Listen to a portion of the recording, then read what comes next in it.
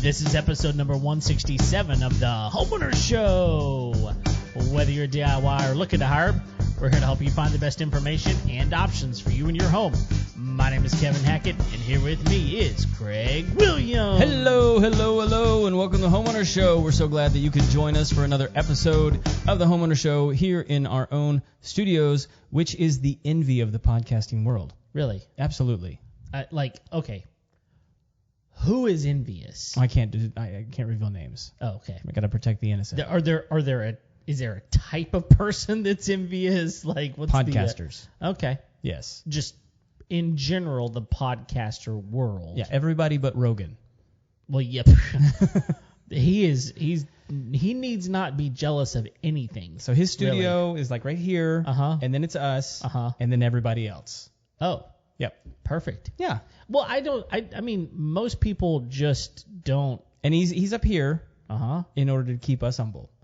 Well, yeah, I just don't think most people actually have a studio, right? Let's be honest. Most podcasters have a broom closet. Well, that's where we started out. Their co-host is a mop. I mean, we literally were recording out of your living room. When we got started, we were in the living room. Almost your bedroom, even. We were real close to. Occasionally, those two things collided. Yeah. Yeah. I mean, I can't tell you. If you go back to early episodes, you'll probably never notice. Don't do it. But yeah, there were many times where you're like, get out of here. Go. We're recording an episode. You know? When they still the kids still like to come out here because they're like, I want to be on the show. Yeah. Like, get out of here. Hey, no. Unless you have a homeowner tip. That's right. And they don't. They don't. If you want to know how to mess up a room really, really quick, that's their show. Yep. How to infuriate home cleaners and mothers everywhere. That's true. Now, we do have to deal with the occasional, horses, turning around and, ramming into the side of the building. That will happen. Occasionally, the smart Aussie will open the door. Yes. And let both of them in. Yeah. Most of the time, you guys don't even know that's going on. No. Kevin will go into some sort of soliloquy, and I'll go over and either shoo the dogs or shut the door and just let them lay down in here. Right. All the times whenever you're like, what is he talking about? And why is he droning on like he is? That's just because something weird happened. Something weird happened. It's actually easier when we have a guest, too, because y'all can keep talking, and I can go out there and spank somebody who's, behaving inappropriately. Yeah, I don't know, man. So why do you think that we have again, we have a very nice setup here. Right. Yeah, you've been very gracious to create this space, all that kind of stuff, but where did you learn that we are the envy? Who is saying this to you? Oh, honestly, just by talking to other podcasters, networking with other podcasters in different, I don't know if you guys realize this, but there are actually Facebook groups just for podcasters. Sure. So, when you talk to some of these people and you realize how they're doing their production, some people don't really even have a space. They're just finding a coffee shop to sit down and have a conversation sometimes. Yeah. Or they're doing exclusively over Zoom from their office or something. And so it's difficult for them to even have equipment permanently set up. Right. You and I, we come in here and everything's plugged in, we're ready to go. It doesn't really take us any time to get, and it's just here.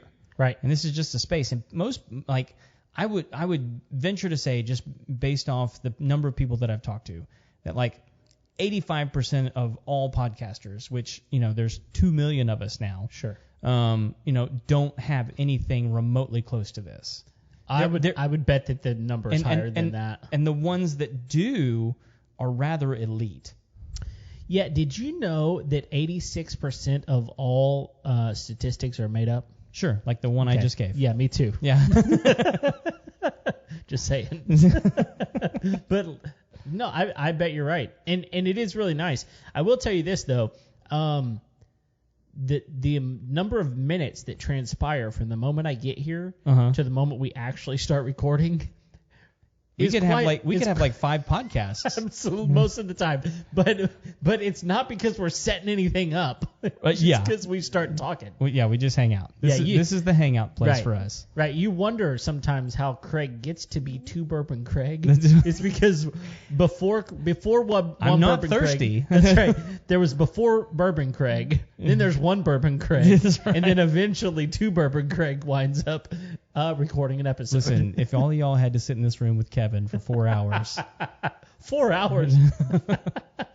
I will say that there's many times when Kimberly, my wife, will be like, I know you're not coming home before midnight. So no, probably not.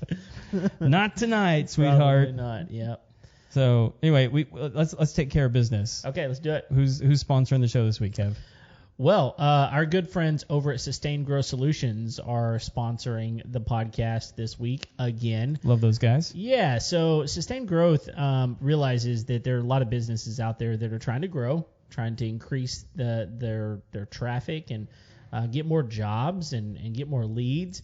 But unfortunately, there's a lot of crooked companies out there that don't do a very good job of helping you, even though they say they will.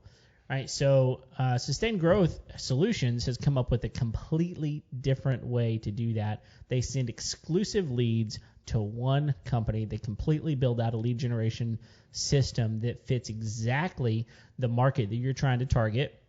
And in doing so, they partner just with you. And so exclusive leads come straight to you, nobody else. It's a new, cool way and really, really effective way to get leads. So shoot them an email at info@sustainedgrowthsolutions.com, and they will hook you up. Nice. This episode of The Homeowner Show is also brought to you by TermaSave. TermaSave is the only termite residential warranty company in the United States that we know of. And if they're not the only one, they're definitely the best one. Yeah. Termites cause massive amounts of damage, or can cause massive amounts of damage on your home. And I got to tell you, it's one of the things I fear the most. I am constantly scared of termites chewing the wood in my house and that it just collapses in on top of me. Really? Yes. Like this is like a legitimate fear. It's a legitimate fear. Okay. And the only way to prevent it is to have the kind of warranty on your home that allows you to call a company and say, listen, my home has termites. It needs to be paid for and taken care of immediately. And for that company to say yes, and TermaSave is that company, for $35 a month, you can have your home completely protected against termites. Cool. And the reason this is important is because termite treatments cost thousands of dollars, and termite treatments prevent thousands of dollars of damage. There are a number of homeowners that when they find termites on their home, they can't afford the treatment, and so they just have to let the termites do their thing, or they have to go out there with a shovel and try and knock them away, or maybe sometimes they don't even know where they're coming in. And you need to be able to get professionals in your home in order to take care of the problem. TermaSave is the company that will cover that for you for only $35 a month. So you can go and find them on their Facebook page, or you can go to termasave.com, and you can email them at info@termasave, or info@termasave.com. If you go to their website, you can fill out their form and get started having your home protected right now. I love it. So, Kev, I did something that was extremely therapeutic today. Okay. And I hated every minute of it. But you got satisfaction. I did. But it was not fun. No, I hated it. It was the worst. And I think everyone will agree with me immediately and go, no, I'm not willing to do that. Because I wasn't willing to do it until my wife was just shut up, stop complaining, and just take care of this. And at that point, you're like, I'm stubborn. I'm going to show you that I will. That's right. What was it? I purged my email list. What? Yes. So, okay. I went Let through me ask you. Okay, go ahead. Every single spammy email, and I get about 100 a day. You unsubscribe to all of them? I unsubscribe to every single frickin' one of them. You're going to be like a whole new person. I am the hero of the internet today. Yeah, so here's my question. Are you 13,456 unread email, Craig? Or are you 150 unread email, Craig? Daily? No, the little number that pops up on the app icon. So once it gets to be about 400, I freak out. Okay. Yeah. I go into full panic mode. Okay. Because I can't keep up at that point. Right. And so what do you do? Like, what is your process at that point? Well, I typically do it on my phone, and I'll, I have an iPhone, and so I'll hit the edit button, and I'll go through and I'll tap the dot on all the ones that I don't want to read. You realize that you can like just scroll, right? I know, but I have to go through and read every single one. Okay. Because I have weird emails that come through that are sometimes leads and sometimes and different things like that. And so I have to check each single one, right, and to make sure that I'm not missing something, sure, or that someone's not, because I get a lot of questions, okay, and different things, and I don't want to not respond to somebody. Yeah. I realized that was a double negative, but I don't care. Yeah. Everyone knew what I was talking about. So you do want to respond. I do want to respond. But it wasn't as eloquent as I don't not want to respond. Okay. Was it? Yes. Okay. All right. So, because I know some people that like they'll show me their number, and it's almost like a point of pride for them. And those people are stupid. And I'm like, yes, I agree. Because I'm like, why do you even have an email account? Yeah. What you're saying to me is the worst possible thing I could do would be email you. That's the worst thing that I could do. Like, so we're not going to talk. No, we're not going to talk. No, it's not going to happen, because that's the only way you're going to get information from me is from an email. I know you're not going to see it. In fact, I'm just going to spam it anyway. Yeah. I'm going to do it so that you have, 13,458 now. I don't know what number I used the first time, so I don't know if that's accurate or not. Both were a lot. Both were a lot. They started with 13,000. Yeah. And I do know a couple of people that's in the realm of where their number is, and I'm like, you are nuts. Yeah, those are cold-hearted, evil people. Yeah. How can, I'm sorry. 13,000? At that point, it's like, all right, I'm just going to shut it all down. You need to start over. You start over. Exactly. That's what I was going to say. Just start It's not worth it. No, it's not. Just reach out to the people that you know and love, and look, it got out of hand. Yeah, so here I don't know what I did. But I didn't respond. I didn't delete. I didn't purge. I had to shut her down. Shut her down. Here, before you do that, if you're one of those people that needs to get rid of your email address and start over, here's what I want you to do. Send me a message. I don't care if it's an email, text, send it through the homeowner Facebook, whatever. I don't care. Send me a message. Just give me the rights to your email address, because I can use it. A seasoned old email address would be perfect for a couple of things that I need. Okay. Send it to me, and I will get rid of all those emails for you. We could be missing out on a good business opportunity. It's true. I wonder how much somebody would be willing to pay for us to purge that. It's really easy. There's like this select all. Don't give it away. No, it's too easy. It's not too easy. Because they need to keep at this some point, of them. That's the point. There are 13,000 emails in the hole. They need to keep a few of them. Look, if we were to say, I will purge that for $150, do you think they would pay it? I don't know. It depends on how prideful they are of that number. I don't know. I'd do it for $150. Well, I wouldn't. You know how long it'd take to go through all those? Because they got to keep some. It was so easy. It's simple to get rid of every one of them. It's not so easy to get rid of just the. Well, I don't know. But you might be. I might. Yes, $150. There you go, guys. Yeah. If you need this done, Kevin will take care of it for you for $150. Just email him at kevin@homeownershow.com. That's right. We'll get you set up. And I will only take a small commission. That's right. I'll give you 10%. Okay. And if if it's one of those deals where you just need to start over, seriously, send me your email. I will take over and spam the hell out of that thing. Yeah, I will. Yep. I think I can use it. That's right. I will sign up for all the things. All the things. Yes. You have an email address? Why, yes, I do. Oh, man. Oh. Well, this conversation is for the birds. He's laughing because he knows the lead-in. I know exactly where we're going. Yep. So what do we got for him today, Kev? Well, we're going to talk about how you're cooking your turkey wrong. Cooking the bird. Yeah, and not flipping the bird. No, it's that is not. You would probably Thanksgiving is not the occasion to be using that particular hand gesture. Well, it depends on who your family members are. That's right. And honestly, I don't know of any of these methods that we're going to talk about that you need to flip a bird. It's not like a burger.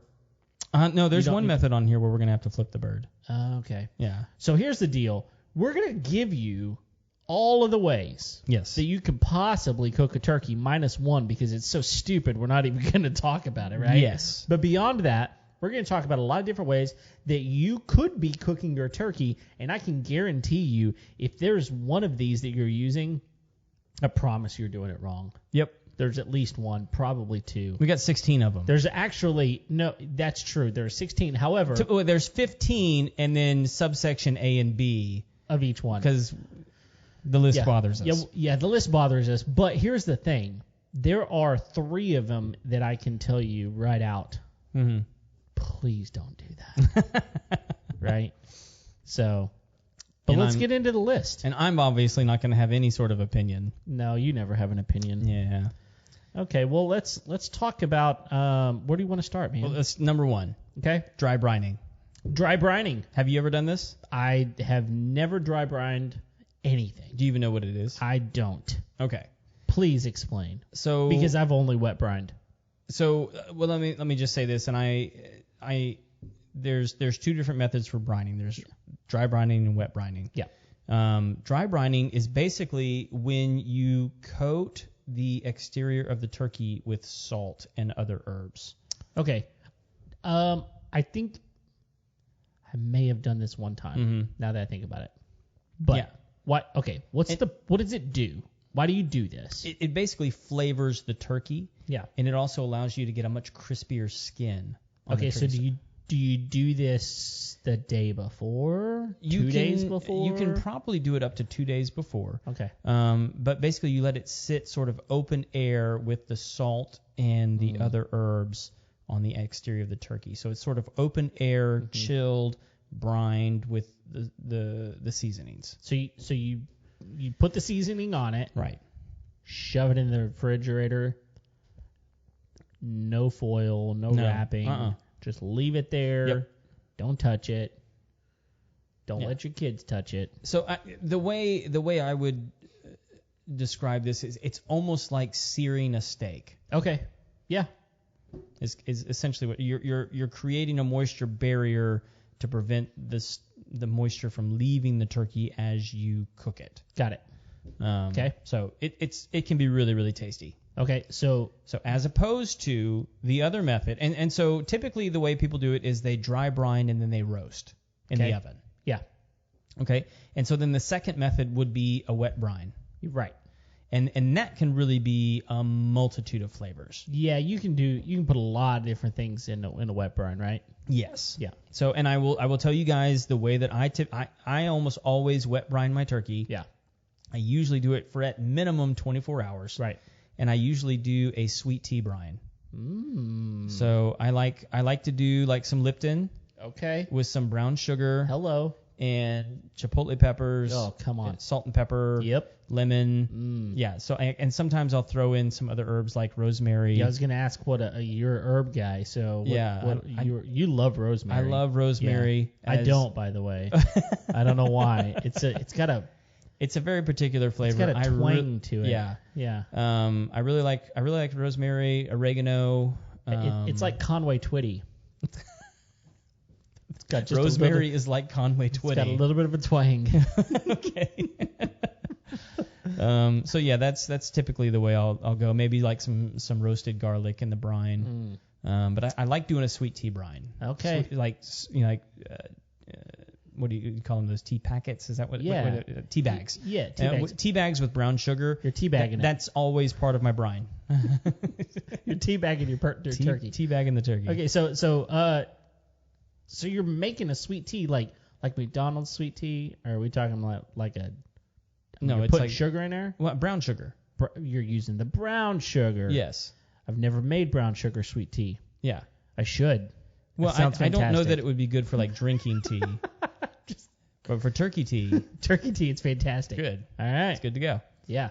So, yeah, and it's typically like a warm water. I find it best to like brine a turkey in a cooler so it keeps the temperature nice and even. But that's just me. Yeah. But there's lots of different ways to brine a turkey. Sure. But you need to brine your turkey. Yes. Yeah, don't just try to cook this thing without a brine. Like anyone that roasts their turkey, which by the way is the next cooking method. Which is one of the wrong ones. If you're roasting your turkey, like there's no reason not to brine your turkey. Right. I don't understand why you wouldn't brine the turkey. Like, unless you just, like, for whatever reason, you need to justify there being gravy on the table, because that's going to moisten your turkey because your turkey's too dry. Ugh. But why not just have a magnificent bird and brine the booger? I'll tell you, let me just put this out there. I don't like turkey very much because the turkey that I have typically had has been terrible. Right. Because someone didn't brine it to begin with. Yes. And then they shoved it in the oven for like 48 hours. And then they're like, try my delicious turkey. And I'm like, you haven't given me delicious turkey. You've given me dried out crap. Yep. Right? And it's disgusting. Yep. Please don't give me that. Right? The brine changes everything. Yep. I mean, I don't prefer roasted turkey. Mm-hmm. And most of the times because it comes out too dry. The right brine can help. Oh, yeah. But I still think there's better ways to cook turkey. Well, so there are reasons, and I will tell you, my favorite way to do it is roasting. Okay. And there's a reason. Well, here's the thing. I've never tried something that you've made that I didn't enjoy. Ever. Which is, either I hadn't had enough of your things, or you're just really good, and I think it's the second one. But that to be said, I'm gonna have to try your regular roasted turkey because that is one of my least favorite ways because some of the things in the list I didn't know existed. That's fair. Okay. That's fair. And I will make a distinction. So like there's a reason I think roasting the turkey is the best way to go. Okay. And let's just go into it. So number 3 is roasting. Yes. Roasting the turkey. And so like you can roast a turkey without brining it. Okay. It from both of us comes highly unrecommended. Yeah. Right. Don't do it. Please don't. It's just gonna be dry and weird, and Dude. because you have to get like the breast and the legs and the thighs to like a certain temperature. It's gonna make all those little smaller turkey parts extremely dried out. Yep. And just in general, the turkey, because it doesn't have a lot of fat to start with, it's just not going to be that moist and juicy and enjoyable anyway. So one thing to know, H-E-B, I walked in there today. They have a pre-brined turkey. They have pre-brined turkey. I saw that. And I didn't look at the price. I was immediately suspicious. Okay. I get it if you're lazy. That's fine. Yeah, but there's so many things that H-E-B does like that. Like they pre-season things. Yes. So convenient. Oh, absolutely. So yeah. Anyway, if you don't have the time to do it, obviously you dry brine. Yeah. Yeah. So and like if you can't do it, let them do it for you. That's fine. Yep. But so here's my big takeaway with roasting the turkey. Okay. It's the only way, and I think it's the only way on this list. Let me just double check real quick. It depends on how you do one of them. Depends on maybe that one. We can modify our answer in a minute. So if we need to, right? Hang on, I'm checking. So like there's 3 other methods where this might not be the only way, but to me it's the best way. Okay. It's the only way to get really good drippings. Okay. To make really, really good gravy. Good gravy. Yes. You have to, because with some of my favorite ways, you just don't get them at all. No. Because it's just not available. Right. And I'll make this distinction. It's the only way to get good drippings in order to make gravy. So I think it's the best compromise between both worlds. I don't think it's the best tasting turkey. Oh, okay. If that helps. Fair enough. I could do without the drippings. So if you can do without the drippings, that's fine. I love turkey gravy. Oh yeah, especially like on top of some good stuffing. Yes. Really, really good. Yeah, absolutely. Yeah. So number 4, spatchcocked. Yeah, that's a word that I don't know. I've never. I don't really. I feel like I was probably called this at one point. You were called spatchcock. But I don't really know what it means, so you're gonna have to enlighten me here. Basically, it's a phrase that you use for any kind of fowl that you cook. Okay. So you split the bird along the backbone and then split it along the breast. Okay, so it lays out flat. It lays out flat. As flat as it can. Yes. Right. Okay. And So why would you do this? because it cooks it faster. Oh, okay. Yeah. And you can cook it hotter. And so if you can cook it hotter and you can cook it faster, the skin's going to get crispy. It's not going to be as dried out. It's sort of like cooking a steak. Yeah. So like if you cook it hotter and you cook it faster, the outside's going to be crispy, the inside's going to be moist. As long as you can get the internal temperature up to what you need it to be, you can have a much crispier, tastier bird. It's a really great way. People do it with chicken all the time, like on grills. I mean, you buy it like this, right? When you buy like a half bird to cook on the grill, that's how you buy it. It's right. It's like a half spatchcock. Okay. But like spatchcocking is just basically the way in which you split it and then press it down flat. Gotcha. And then at that point you can kind of, most people do it on the grill. But yeah, I can see that. You could do it on like a griddle. You could even, some people even like press it in between two metal pieces to like flatten it further. Oh. And it's like a deal that you can put on the grill. It flattens the bird, but it also has like wooden handles so you can stick it in, pull it out, flip it. This is the one where you can flip the bird. Flip the bird. Interesting. Yeah. So Yeah. it's a good one. Okay. It's a good one. And it allows you, the other thing that it gives you that the other one doesn't, like with a traditional turkey, you'll stuff the internal. Right. Some people will stuff the bird with like, stuffing or whatever. Yeah. Apples, whatever. This one, you can actually season the interior a lot easier. Right. Because you're splitting along the backbone. Now, one of the things that the article that we're using to talk about this, one of the things that it says is, this is not like you're going to put it on the table and slice the turkey. It's not going to be. It's not going to be the pretty presentation. Not the pretty presentation. No. So, but it will probably taste really good. Sure. So, but if you've never done it before, you probably want to do a little bit of research, like as to time, because it's going to take a lot less time. Yeah. Which it doesn't seem like it shouldn't, but it will. Okay. No, I'm good with that. So, all right, number 5. Deep fried. This is probably my favorite way. This is kind of like the Texas method around here. Yeah. You walk into any sporting goods store around here, even Walmart, they're gonna have fryers on display. Oh yeah. Like at the very front. Like, please buy this. And most people walk in and go, all right, I'll buy that. And like I think right now you'll pay more for the peanut oil than you will for the bird. Yeah. Which is why a lot of people are like, look, hey, I'm frying turkeys. If you guys want us to bring your buy, let's fry them up. Fry them all together. Yeah. Yep. Because you can do like 6 to 8 birds, maybe even 10 if you got a big enough vat of oil. Yep. Yeah. So. And it's so the reason that I don't like turkey has nothing to do with the flavor of the turkey, because actually my favorite lunch meat is turkey. Mm-hmm. So if I'm gonna have a sandwich, I would prefer turkey over most other sandwich meats. But I really want to dig into that, but I'm not gonna. Okay. So but part of it is because a lot of the turkeys, whenever you get sliced turkey or whatever, it's not dry. Right. And so one of the reasons I love deep fried is because you are not going to get a dry turkey if you fry it correctly. Oh, absolutely. You're going to get crispy skin, moist meat on the inside. It's going to be fantastic. Yeah. I mean, you do need to season it. You probably need to do like some butter injections and different things like that. But it's an absolute. I mean, and like this is what I was saying. Like fried turkey is one of my. To me, it's the one that tastes the best. I agree. So, but you don't get any drippings. No. It is definitely not going to give you that. No. But if you've got a really, I don't know, I'm fine with it. Well, I mean, like here's the thing: is like I've had roasted turkeys that tasted every bit as good as a fried one.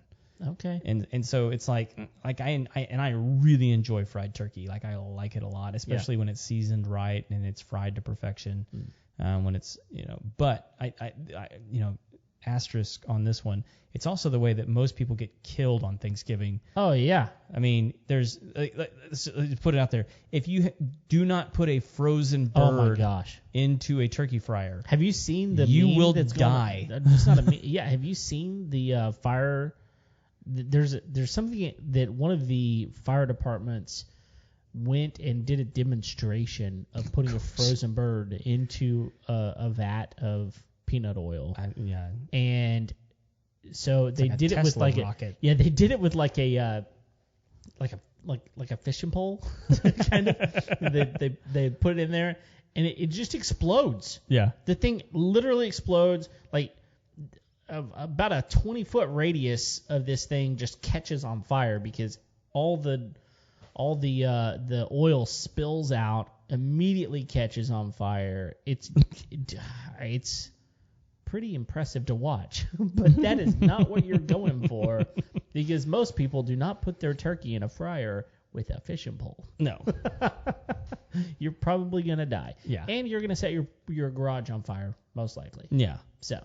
Yeah, I mean, everyone nearby is gonna have 3rd-degree burns. Exactly. And I actually saw a post on Nextdoor, I think it was yesterday, that said, it's time to take your turkey out of the freezer. Thank you for the, public service announcement. Yeah, and you need to check the internal temperature of your turkey before you put it in the freezer. Yes, you do. I mean, in the fryer. In the fryer. Yeah. Yep. So anyway, frying's one of my favorite methods. Yep. I assume it's one of yours. It is my favorite method. Okay, so we're gonna move on to my least favorite method of turkey, which is smoked. Okay, it's funny because this is not one of my least favorites. I've never had a good smoked turkey. Now, to be fair, most of the guys that I know that have smoked a turkey have refused to brine it. You still have to brine it. I say you'd have to. You don't have to do anything, but if you want it to come out good, you still have to brine it. And again, I think a lot of people don't are stubborn, know, Kevin. Yeah, I know that. But I think a lot of people don't know how to smoke meat. Yeah. And if they do, they're used to smoking like a brisket, or they're smoking. They're used to smoking things with a high fat content. Yeah, exactly. And so you can smoke a turkey a lot hotter than you would smoke a brisket, for example. You know, you might do a brisket at 225. You can do a turkey at like 300. Yeah. And it's just, again, because it just cooks differently. Yeah. You know? So it's knowing how to do it. But here's what's interesting, though. I know a lot of people that really love going to barbecue restaurants. I'm one of those people. I'm not one to go get the turkey. Yeah. It's just not my go-to. But I know a lot of people that they will go and specifically get the turkey because it's a testament to how good the barbecue restaurant is. Sure, I think that's fair. I mean, like Rudy's near us, which is like a chain. Sure. But they have really good smoked turkey. Yeah. Now, I don't think, I'm guessing, but I'm fairly certain that I'm right here. I don't think they're smoking the whole turkey. I think they are pulling the breast out. I think so too. And just smoking the breast. I think most people are doing it that way. So it's and you're right. It's difficult because you're smoking the whole turkey, and there are certain parts of that, like the wings are gone. Yeah. You get nothing out of those. Like those are just waste, right? So. Well, and so this is one of those. I was wondering, like, if you did it in like a tinfoil pan, if you might be able to get drippings from it. But like I've never been a fan, so I've never pursued it a whole lot. It's hard. It's hard to get a good smoke. It really smoky drippings. I just don't know. And it's hard to get a good smoke whenever you put something in a foil pan. Yes. So I would have to think through how you. I wonder if you could put like a pan like in the rack underneath, maybe. Maybe. Just to catch and like pull out from time to time. I don't know. I've never delved into it just because like I've never had a whole turkey smoke that I've been like, this is amazing. Yeah. Yep. So I can see that. But moving on to number 7, pieced. So this is actually like break the turkey down into its components and cook them separately. Yeah, it's much like what you would do. What my mom used to cut up a chicken before she fried it, right? Sure. Obviously, just cut it up and I think it would be just like that. And then you cook it separately. Yeah. I'm sorry, we just had a comment come in. Can you bring this up? Absolutely. This is Robert Turner. He said he smoked 6 turkeys last week. Wow. So Robert Turner is. Oh, he dry brines them. Okay. Yeah, he's my brother-in-law's dad. Okay. So and this guy, Okay, so then he used the wings, the neck, and the back for the stock for the gravy. Yeah. Nice. Okay. Yeah. So they do a lot of this family does a lot of like large cooks. So they'll cook a ton of turkeys at Thanksgiving. They'll cook a bunch of briskets for an event or things like that. And so they're really good at making mass quantities of things in a large smoker. And I've had his turkey before. It's very good. Robert, if you're still listening, I'm actually curious as to what kind of wood you used, because to me that makes a big difference. Well, so where he's from, which is West Texas, I'm guessing it's mesquite. Mesquite? That's okay. what I mean. I could be wrong, but I was actually talking to a guy today, and one of my relatives as well, who was saying, I'm personally a post oak fan because I'm born and raised in Texas. I was like, so was I. Yeah. But I was born and raised in West Texas, where they have mesquite. Yeah. So they also have pecan. Yeah, and pecan's great. So yeah. Anyway, post oak is really, really. I know a lot of people use it. I'm not a big fan. It's Central Texas. Yeah. I mean, that's if you go to Aaron Franklin's, he's going to use post oak because that's what he has in Austin. Is post oak. Don't get me wrong. I'll take that over pine any day. But oh gosh, please don't smoke anything with a pine, right? It's barely worthy of burning. Yeah. So anyway, we were talking about it in pieces, and really, the advantage to this is you can take the different pieces of like what we were talking about, where you can pull the breast out and you can smoke that. You can take the leg out, you can fry that. You could do it however you really wanted to, or you can just butcher it down and cook the whole bird a lot quicker. It's not going to have that table presentation like what you were talking about before, but you can have a much more tasty bird. Sure. And you can have different flavors of the turkey even at that point. Right. So yeah, it gives you the ability to just to do it in ways that people can go, I'm going to try that, and I'm going to try that, I'm going to try that, right? Yeah. So I don't really know, other than cooking it quicker, I don't know why else you would do it that way if you didn't want to have some different flavors. I think that's why. To me, in my brain, I'm like, okay, I want to experiment with something. I want to have like an Asian, flavored leg. I want to have an Italian flavored thigh. I want to, whatever. I want to try out some different flavors.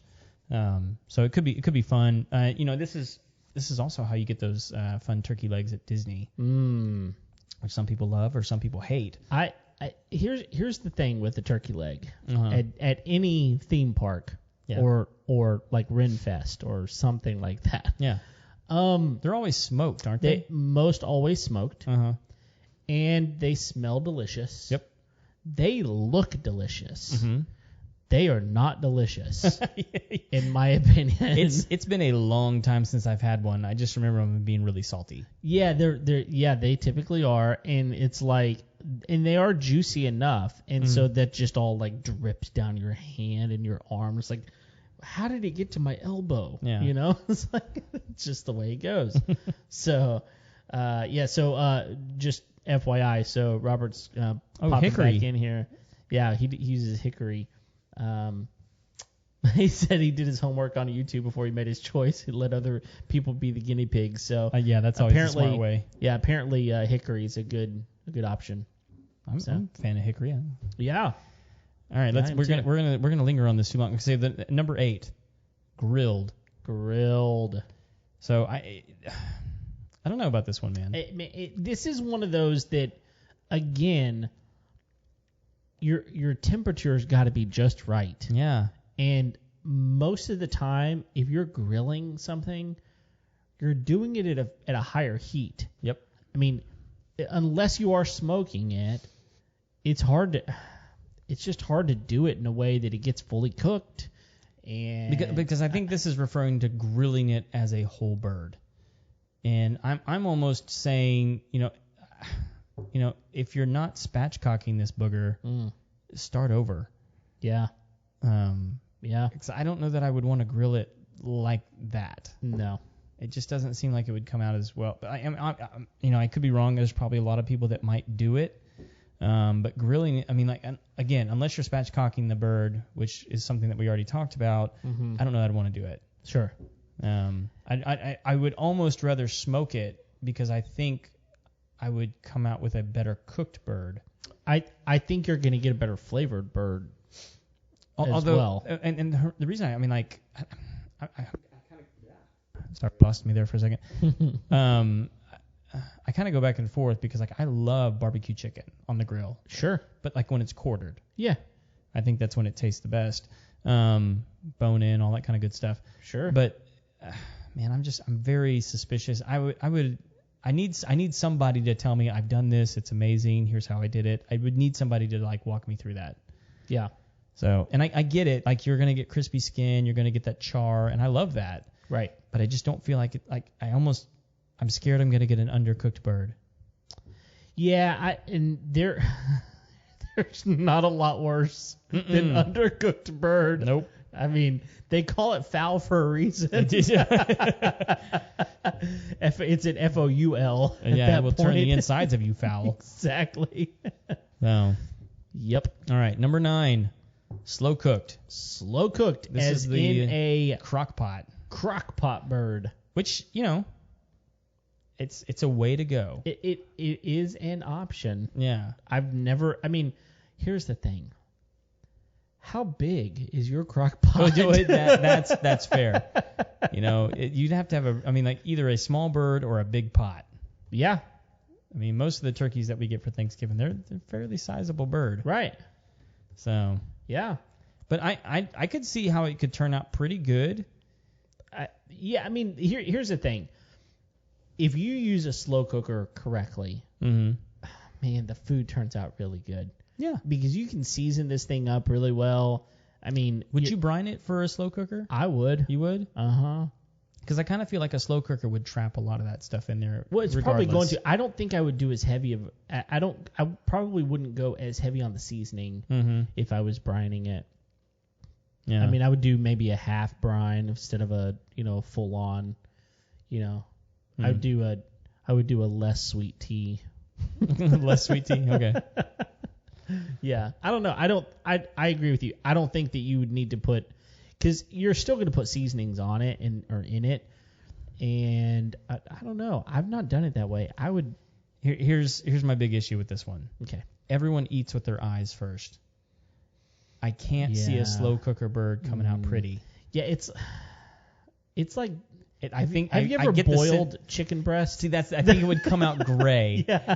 And I'm not going to eat it at that point. Right. I'm going to have a preconceived notion that. I don't care. It's gray. I'm not eating that.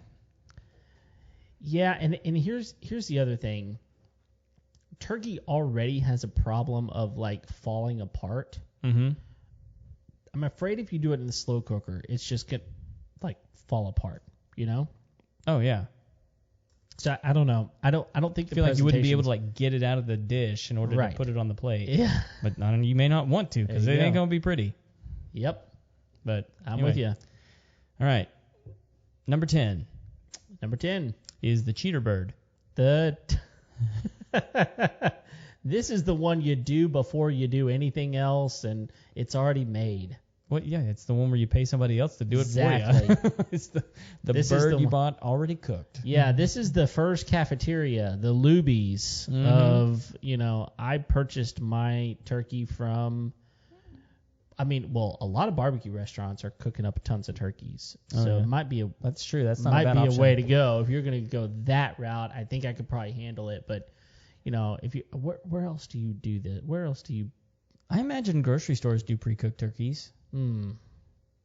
Especially your boutique grocery stores. Okay. Yeah, I'm for out. sure. I would imagine Whole Foods does a lot of pre-made birds. Here's the thing. But that's well, and we're going to get to one of these other. There's a link to something like this later on. So isn't turkey like 79 cents a pound?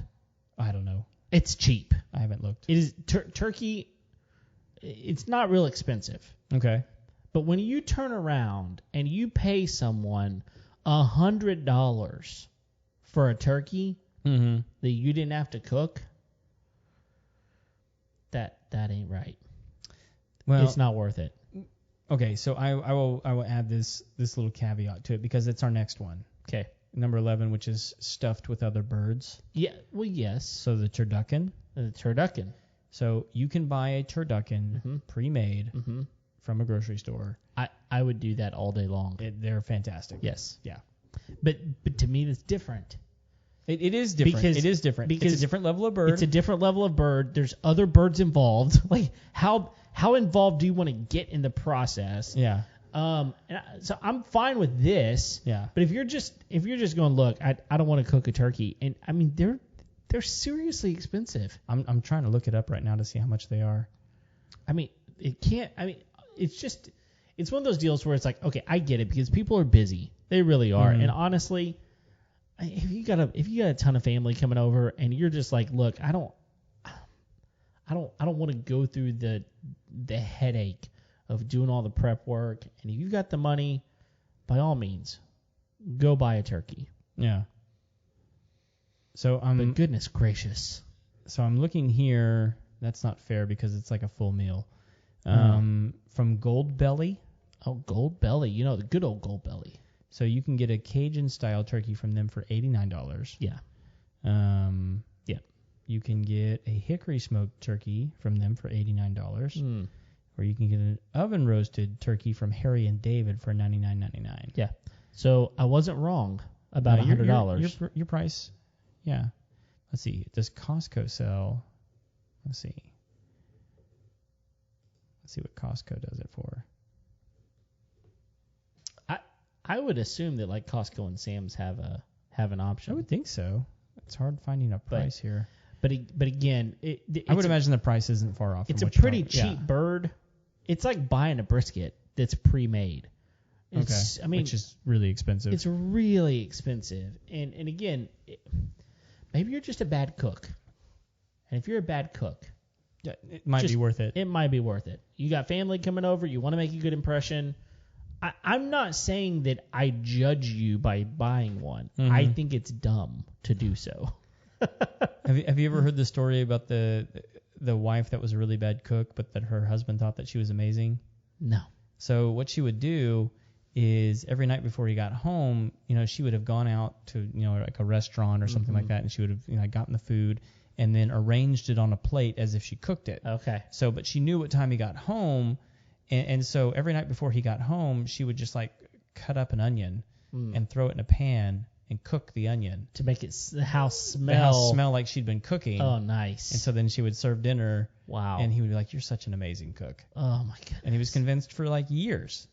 That's a smart woman. Yeah. Yeah. Yep. I mean, overcompensating, but it worked. Whatever you got to do. Hey, I'm fine with it. So I think these two are very similar because I don't think most people are going to take the time to make a turducken. If you're having turducken, you're probably going to go to the store and buy it like that. Well, yeah, I mean, there's not a lot of places you can go buy the individual birds. Oh, right. Well, I mean, you got at our local grocery store, you can get those 3 birds. Okay. Now you might have to be eyeballing and go, will that one fit in that one? I mean, it's easy. To me, it's the duck. Yeah. I mean, duck is going to be the biggest. Duck is the rarest of the 3 for sure, but also one of the tastiest. Yeah, it is. It's a good fowl. Yeah. All right. Number 12. Right. Beer can turkey. Okay. Which is just another form of grilled or smoked turkey. Yeah, that's all it is. I mean, I assume beer can chicken is typically smoked chicken, right? Yeah. Okay. So stuff a beer can up its butt. Yep. Cook it. And it just. You can do that. Yeah. Again, I would also recommend brining it before you do so. Do it. Although that the beer can is kind of supposed to be brining it as you cook it. Yeah. Yeah. That's the point. Is it's like anything. You put you put a liquid into something, it's going to heat up, it's going to give off the steam and all that, right? Right. Does its thing. I got to speed up here. Remember? Yeah, we do. We've been talking about this for a long time. All right, number 13, which the dumbest one, cooked from frozen. Yeah, we're not talking about that one. No one's going to do that. Just don't. Don't do it. Take please. the time, thaw your turkey, and if you have a frozen turkey, don't fry it. No. So if you cook it from frozen, like it's just going to be awful. Right. Number 14, wrapped in bacon. Now, I'm all over this. Hallelujah. Please, give me the wrapped in bacon turkey. Yeah. I mean, I don't care if you fry it, you smoke it, you roast it, wrap anything in bacon, I'm eating it. Smoked wrapped in bacon, that could be really good. Yeah. Yeah. Yeah, I'm down. I mean, because one of the things that you're getting from the bacon is that fat. Yep. That you're not getting from the turkey, right? Although I will say, if you wrap it in bacon, I don't know that it would make great gravy. I doubt it. So I'm not a big fan of like bacon drippings for gravy. Sausage drippings, yes. I don't know why bacon drippings are a no-go for me on that, but yeah, we do have an interesting comment that has just come in. Okay. From your wife. That says, "I don't need to know how. That is what you're for." That's true. Yeah, that is my role in our relationship. It is. I just told you that you are a great cook. You only need one great cook in the family, right? Yeah. Baby, I don't do the show for you. It's for all those other morons out there. She knows that. She's well aware of that. Just know it'll taste good. It'll taste good. Yeah, except we're not going to do this next one, which is turkey in a bag. Oh, yeah. So, which I actually understand the principle. I mean, like, and I think this is not the same thing, but like a sous vide turkey could be kind of good. Yeah. Which is kind of the principle that you're using with turkey in a bag, but turkey in a bag is really just kind of keeping the juices in the turkey. It's doing what you can to not dry the thing out. Right. So like it's for people that don't know that brining's a thing. Right. You just brine it. Yeah. I mean, just do. Yep. So number 16, my absolute favorite on this list, in a dishwasher. Oh my goodness. This is similar to smoking a turkey. Nope. Only it's steaming a turkey. Yeah. It ain't right. Oh. That's what it is. I don't care what lemon detergent you use in it. It ain't right. No, it ain't right. But I will tell you this. Please take the drying agent out first. That's right. Your turkey does not need the sheen. Well, it doesn't need to be more dry either. But the sheen that it gives is going to be bad. I will tell you this. One of the most fun things I've ever done is I built a smoker out of an old refrigerator. Okay. So we're in East Texas. It's Thanksgiving, and we need some parts for this thing. Mm-hmm. So we walk into this little bitty town nearby. There's like, I think 13 people live there. There's a hardware store. And we walk in, and the guy goes, "Hey, can I help you?" And we say, "Sure. We're doing something odd, but we're building a smoker out of a refrigerator." Mm-hmm. The guy does not skip a beat. He goes, "Come here, I know what you need." I was like, we haven't even told you anything more than that. But this guy in this little bitty town, he's all over it. And as we're getting the parts that he knew we need, he tells us, he's like, "Actually, if you wanted the real truth, probably the best way to, smoke things is with an old dishwasher." And we're like, "What?" He goes, the racks just pull right out, push right back in. He's already got the racks built in for ribs. You're good to go. He's not wrong. No, he's not wrong. Yep, my You friend. need like an old metal one though. I mean, like Yeah. But James McAdams, my brother-in-law. He's not my brother-in-law. He's my wife's cousin's husband. But he's my brother-in-law. He said he helped me build it. Wait, so Teresa was throwing in there that she wraps it in bacon, but that it's a German turkey. Yeah, I had no idea. Yeah, I clueless. So it's a super judgmental kind of turkey. And yeah, it talks really harshly at you. Yeah. putting me in there? Schnell. Exactly. Yep. And my wife just chimed in. Apparently, we would. He says you're his brother-in-law. Is that? Yeah, brother-in-law. Okay. Yeah, he's my brother-in-law. Okay. Might as well be. I want to make sure and get the titles correct. Well, he's yes. It's so much easier just to say he's my brother-in-law. He might as well be. So.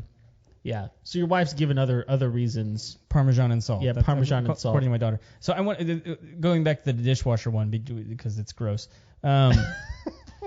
Apparently, it was a method developed by Chef David Burke, and he would actually butcher the turkey, and sort of like we talked about earlier, where you break it up into all its different parts, and then put them into separate Tupperware dishes inside the dishwasher, and it would take like a couple of cycles, but you could cook the turkey that way. And again, that's like why? Okay.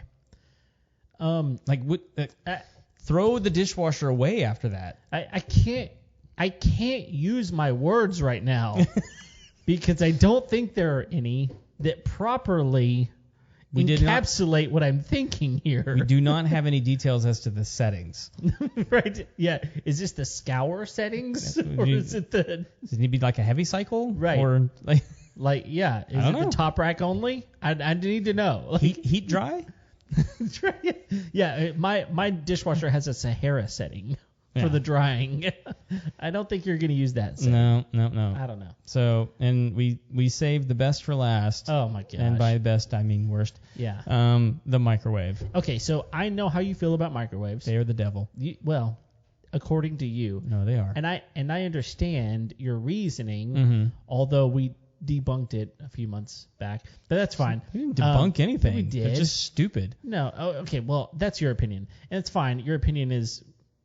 Okay, maybe it's valid. But that being said, what in the Again, seriously? Have you ever had anything come out of the microwave where you're like, that is the best thing I ever put in my mouth? And if you can answer yes to that question, then yeah, by all means use the microwave. Otherwise, just get rid of it. It's a cockroach hotel that mildly heats your food or turns it into lava. I was going to say, it turns it into a brick. I don't know why you need that in your home, but, Well, what you don't need it for is cooking a turkey. Right? For cooking any kind of meat. Again, how big is your microwave? I promise you have taken up way too much real estate in your house to be able to cook a turkey in your microwave. I have seen some microwaves lately that have fooled me because they're part of like a double oven. And I think that they're like, oh, that's another. And it's like, no, that's a microwave. And I'm like, ugh. Right. Mm-hmm. Satan's house. What about like a convection microwave? A convection microwave? Yeah, it's like a convection oven microwave type of thing. I don't know. Okay. It's more. Is it microwaving? Then it's out. I don't know. I don't know how it works exactly. Yeah. But it works more like an actual oven than it does a microwave. I mean, if it works like an oven, then I'm fine. Our friend Micah is putting that in his bus conversion.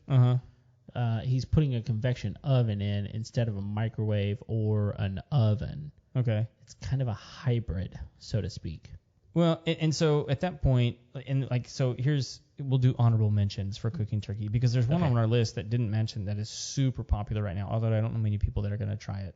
The air fryer. Yeah. Which is essentially a tiny convection oven. Sure.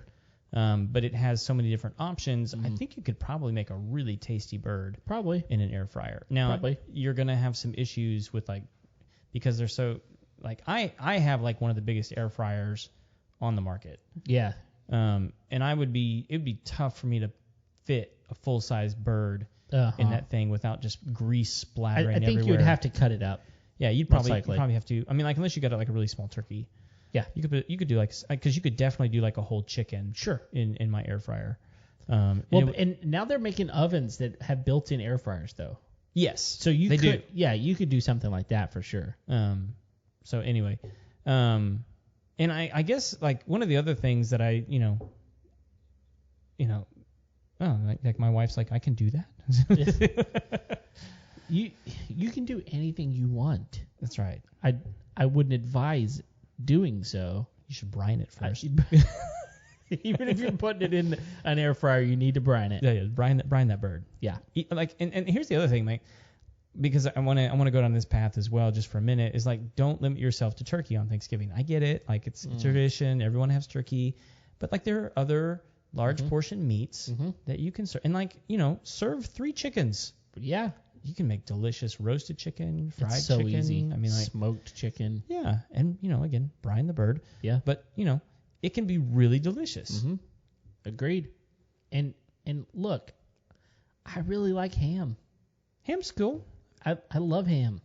So, It's good. yeah. It's pretty easy to cook and tastes good. I like ham. I've just never gotten excited about ham. You know what I mean? Yeah, I do. I mean, like, I get excited about brisket. Oh, I get yeah. excited about, like, pulled pork. Oh, yeah. I get excited. There's lots of meats, like the lamb chops I had last night. I got excited about those. Yeah. Were they? I didn't ask you. Were they as good as you wanted them to be? No.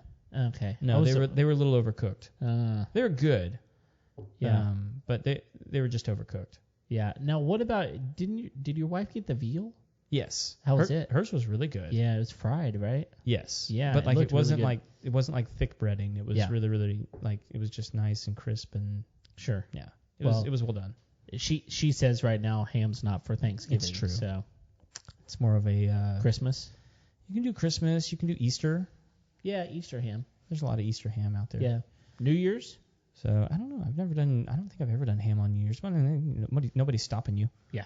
Do what you want, man. Yeah. Come on. We're doing Christmas brisket this year. Yeah, we actually are considering doing a shrimp boil for Christmas this year. Oh, Yeah. it could be fun. Yeah. Something different. Yeah. Yeah.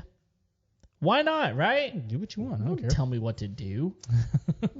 Except black-eyed peas on He's New Year's. saying that, and That's- like 2 days before, he's gonna go, what do I do with this boil? Right. It's like, yeah, I don't know. I heard you're supposed to have newspaper. Where do I find newspaper? All right. The last time I went to look for newspaper, by the way, it was to dry out boots. Okay. Because that's a really good way to dry out shoes. Oh. Really hard to find newspapers. I'm just saying. Really hard. It is. It is. Nobody buys them anymore. Nope. I guess you could go and get, what are these? Yep, that's what I did. Get the little penny, little penny papers. Penny saver, is that what they're called? Penny savers, whatever. Yeah, you can still find those. Anyway.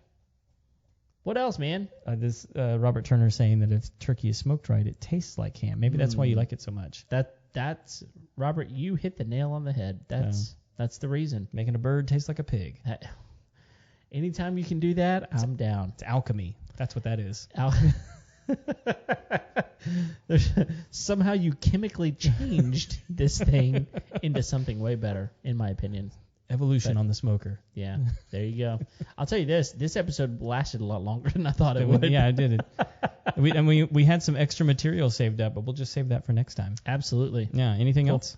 And I think we're good. Thanks for downloading today's episode. It's been a fun one, and if we have not told you already, happy Thanksgiving. We hope you have a fantastic week and spend time with your family and your loved ones, all those sorts of things. Thanks for joining us, and we're here each and every Tuesday. Until next time, we'll see you later. Gobble, gobble.